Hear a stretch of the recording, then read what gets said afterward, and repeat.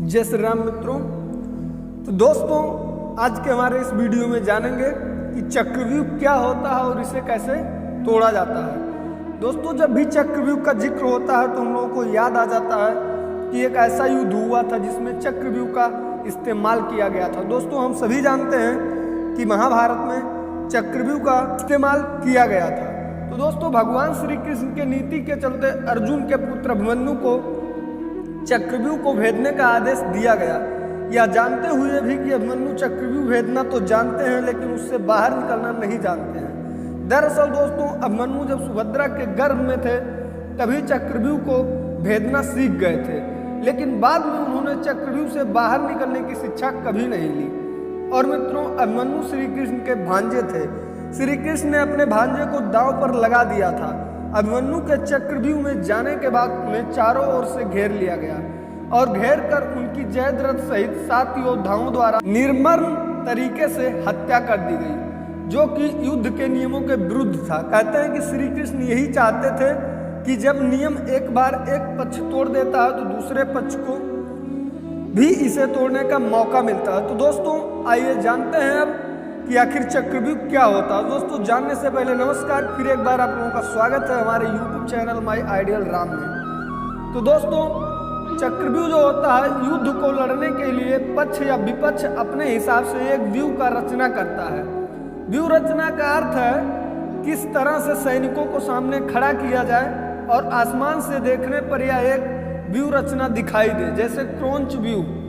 दोस्तों, आसमान से देखने पर या क्रोंच पक्षी की तरह सैनिक खड़े हुए दिखाई देंगे। इसी तरह चक्रव्यूह को आसमान से देखने पर एक घूमते हुए चक्र के समान सैन्य रचना दिखाई देती है। तो दोस्तों, इस चक्रव्यूह को देखने पर इसमें अंदर जाने का रास्ता तो नजर आता है लेकिन बाहर निकलने का रास्ता नजर नहीं आता है। यदि कोई बहुत ध्यान से देखे तो ही संभव होगा, लेकिन इसके लिए आपको आकाश से देखना होगा। यदि देख भी ले तो यह चक्रव्यूह तो घूमता हुआ ही रहता है। दोस्तों, कहते हैं कि चक्रव्यूह की रचना गुरु द्रोण ने की थी और इस व्यूह को एक घूमते हुए चक्के की शक्ल बनाया जाता था। जैसे आपने स्पाइरल को घूमते हुए देखा होगा। कोई भी नए योद्धा इस व्यूह को खुले हुए हिस्से में घुसकर वार करता है या किसी एक सैनिक को मारकर अंदर घुस जाता है। यह समय क्षण भर का होता है, क्योंकि मारे गए सैनिक की जगह तुरंत दूसरा सैनिक ले लेता है। अर्थात दोस्तों, योद्धा के मरने पर चक्रव्यूह में उसके बगल वाला योद्धा उसका स्थान ले लेगा, क्योंकि सैनिक की पहली कतार घूमती रहती है। जब कोई अभिमन्यु जैसा योद्धा व्यूह की तीसरी कतार में पहुंच जाता है तब उसके बाहर निकलने के लिए रास्ते बंद हो जाते हैं। यदि वह पीछे मुड़कर देखेगा तो पता चलेगा कि पीछे तो सैनिक की कतारबद्ध फौज खड़ी है। व्यूह में घुस जाने के बाद अब योद्धा चौथे स्तर के बलिष्ठ योद्धाओं के सामने खुद को खड़ा पाता है। दोस्तों, इस चक्रव्यूह में योद्धा लगातार लड़ते हुए अंदर की ओर बढ़ता जाएगा और थकता भी जाएगा, लेकिन जैसे जैसे वो अंदर जाएगा, अंदर के जिन योद्धाओं से उसका सामना होगा वो थके हुए नहीं होंगे। ऊपर से वे पहले वाले योद्धाओं से ज़्यादा शक्तिशाली और ज़्यादा अभ्यस्त भी होंगे। शारीरिक और मानसिक रूप से थके हुए योद्धा के लिए एक बार अंदर फंस जाने पर जितना बाहर निकलना कठिन होता है, अभिमन्यु के साथ भी यही हुआ होगा। तो दोस्तों, आइए अब जानते हैं कैसे फंसे अभिमन्यु चक्रव्यूह में। दोस्तों, कोई भी योद्धा व्यूह के दीवार को तोड़कर अंदर जाने के लिए सामने वाले योद्धा को मारकर अंदर जाने का प्रयास करेगा, लेकिन वह तभी अंदर जा पाएगा जबकि मारे गए योद्धा की जगह कोई दूसरा योद्धा न आ पाया हो। इसका मतलब यह है कि उसे सामने खड़े योद्धा को मारकर तुरंत ही अंदर घुसना होगा, क्योंकि मारे गए योद्धाओं की जगह तुरंत ही दूसरा योद्धा लड़ने के लिए आ जाता है। इस तरह यह दीवार कभी टूटता नहीं है। दीवार को तोड़ने के लिए ठीक सामने वाले योद्धा को मारकर अंदर के योद्धाओं को भी मारते हुए अंदर जाना होगा, लेकिन नया और अनभिज्ञ योद्धा अगल बगल के योद्धाओं से ही लड़ने में लग जाता है। तो मित्रों, अभिमन्यु चक्रव्यूह में घुसना जानता था। उसने सामने वाले योद्धा को मारा और बहुत ही थोड़ी सी देर के लिए मिली खाली जगह से वह अंदर घुस गया। घुसते ही जगह फिर से बंद हो गई, क्योंकि मारे गए योद्धा की जगह किसी अन्य योद्धा ने ले ली। अभिमन्यु दीवार तोड़ते हुए अंदर तो घुस गया, लेकिन वह पीछे यह भी देख पाया कि दीवार पुनः बन गई। अब इससे बाहर निकलना मुश्किल होगा और वह दीवार पहले की अपेक्षा और भी मजबूत बन गई।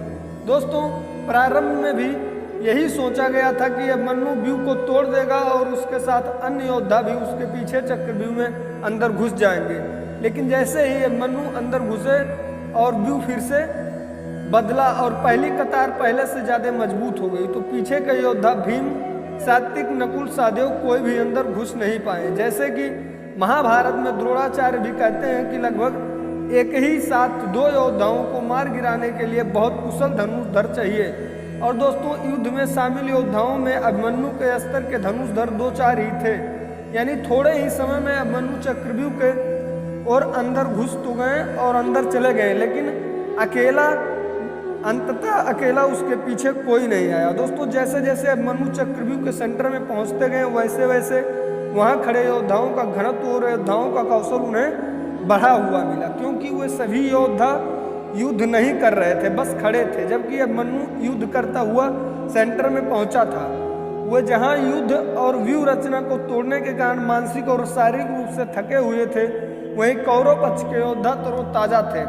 ऐसे में अभिमन्यु के पास चक्रव्यूह से निकलने का ज्ञान होता तो वो बच जाते, या उनके पीछे अन्य योद्धा भी उनका साथ देने के लिए तो भी आ सकते थे। दरअसल अर्जुन पुत्र अभिमन्यु चक्रव्यूह भेदने के लिए उसमें घुस गए और चक्रव्यूह में प्रवेश करने के बाद अभिमन्यु ने कुशलतापूर्वक चक्रव्यूह के 6 चरण को भेद लिए। इस दौरान अभिमन्यु द्वारा दुर्योधन के पुत्र लक्ष्मण का वध किया गया। दोस्तों, अपने पुत्र को मृत देख दुर्योधन के क्रोध की कोई सीमा न रही। तब कौरवों ने युद्ध के सारे नियम ताक पे रख दिए और 6 चरण पार करने के बाद अभिमन्यु जैसे ही 7वें और आखिरी चरण में पहुंचे तो दुर्योधन, जयद्रथ आदि 7 महारथियों ने घेर लिया और अभिमन्यु फिर भी साहस पूर्वक उनसे लड़ते रहे। सातों ने मिलकर अभिमन्यु के रथ के घोड़े को मार दिया। फिर भी अपनी रक्षा के लिए अभिमन्यु ने अपने रथ के पहिए को अपने ऊपर रक्षा कवच बनाते हुए रख लिया और दाएं हाथ से तलवारबाजी करता रहा। कुछ देर बाद अभिमन्यु की तलवार टूट गई और रथ का पहिया भी चकनाचूर हो। अब अभिमन्यु निहत्था था, युद्ध के नियम के तहत निहत्थे पर वार नहीं करना था, किंतु तभी जयद्रथ ने पीछे से निहत्थे अभिमन्यु पर जोरदार तलवार की प्रहार किया। उसके बाद एक के बाद एक 7 योद्धाओं ने उस पर वार कर दिए और अभिमन्यु वही वीरगति को प्राप्त हो गया। दोस्तों, अभिमन्यु की मृत्यु का समाचार जब अर्जुन को मिला तो वह बेहद क्रोधित हो उठे और अपने पुत्र की मृत्यु के लिए शत्रुओं का सर्वनाश करने का फैसला किया।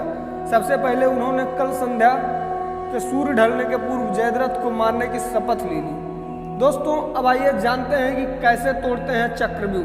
तो मित्रों, कुशल योद्धा देखता है कि बाहर की ओर योद्धाओं का घनत्व कम है, जबकि अंदर के योद्धाओं का घनत्व ज्यादा है। घनत्व को बार बार या कम करने के लिए यह जरूरी होगा कि बाहर की ओर खड़े अधिक से अधिक योद्धाओं को मारा जाए। इससे व्यू को घूमते चलते रहने के लिए अधिक से अधिक योद्धाओं को अंदर से बाहर ढकेलना होगा। इससे अंदर के तरफ योद्धाओं का घनत्व कम हो जाएगा। मित्रों, पहेली नुमा इस व्यू रचना के योद्धाओं के स्थान परिवर्तन से ये पूरा घूम जाता है। निश्चित ही एक कुशल योद्धा को यह भी मालूम होता है कि घूमते हुए चक्रव्यूह में एक खाली स्थान भी आता है जहां से निकला जा सकता है, और यह भी वह अपने बल से हर कतार के एक एक योद्धाओं को मारते हुए बाहर निकल आए। तो दोस्तों, उम्मीद करता हूं आप लोगों को आज का हमारा वीडियो अच्छा लगा होगा। तो दोस्तों, अगर वीडियो अच्छा लगा हो तो ज़्यादा से ज़्यादा लोगों तक शेयर करें और ऐसे ही धार्मिक और आध्यात्मिक वीडियोज के लिए हमारे YouTube चैनल को सब्सक्राइब करें। मित्रों, आज के लिए बस इतना ही। अब हमें दीजिए इजाज़त, मिलते हैं फिर एक अगले वीडियो के साथ। तब तक के लिए आप सभी को जय श्री राम, हर हर महादेव।